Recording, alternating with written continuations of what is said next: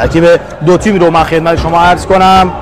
برای تیم داماش گیلان مصطفی آقاجانی، مجتبی بیژن، سعید دلاور، آزاد جعفرزاده، سعید طالبی، محسن انبساطی، سید محمد خرم حسینی. دست اول رو پشت سر گذاشتیم. فقط یک بار دیگه بازیکن تیم داماش صاحب توپ، انبساطی، ضربی که زده میشه، دوباره بازیکن تیم دریای کاسپیان برمیگردن توپ رو. داماشی‌ها از سمت راست، ببینید از این توپ چگونه استفاده خواهند کرد. فرصت هست برای بازیکن تیم داماش گیلان، شوتی که زده میشه و دریای کاسپیان بابل. داور هم اشاره میکنه که با سودش بازی آغاز بشه. حالا در سود خودش میدمه داور. انبساطی ضربش به مدافعین برخورد میکنه. دوباره داماشی‌ها، آزاد جعفرزاده صاحب توپ شد، کمی عقب‌تر. ببینید توپ چگونه استفاده میکنه. اعلام خطا و پنالتی. بله، اعلام پنالتی برای تیم داماش.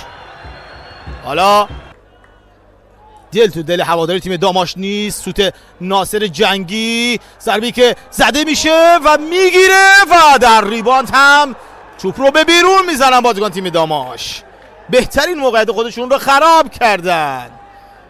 ناجی تیم های فوتبال ما باشه. فرصت رو ببینیم برای تیم داماش. پشت محوطه جریمه فرصت هست برای بازیکن تیم داماش. ببین از این توپ چگونه استفاده خواهد کرد. طالبی، خود طالبی، سانتر طالبی. فرصت هست برای بازیکن تیم داماش که توپ به بیرون میره و توپ میرسه در زمین تیم دریای کاسپیان. فرصت هست برای بازیکن تیم داماش داخل محوطه جریمه و توپی که از کنار دروازه کاسپیان بابل به بیرون میره. بله، این پرتاب رو دوباره خیری انجام میده. یه لحظه توپ در اختیار بازیکن داماش هست و توپی که باز هم زده میشه.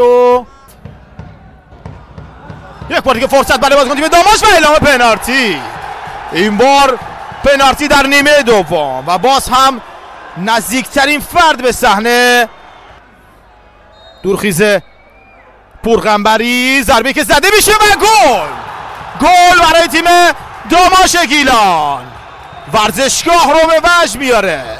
داماش 1، دریای کاسپیان بابل 0.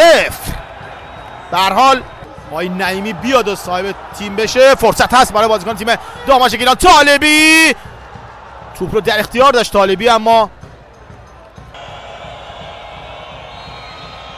93مین دقیقه از این دار. ضربه‌ای که زده میشه به مدافعین داماش برخورد میکنه و برگشت داده میشه و توپی که به کجا زد.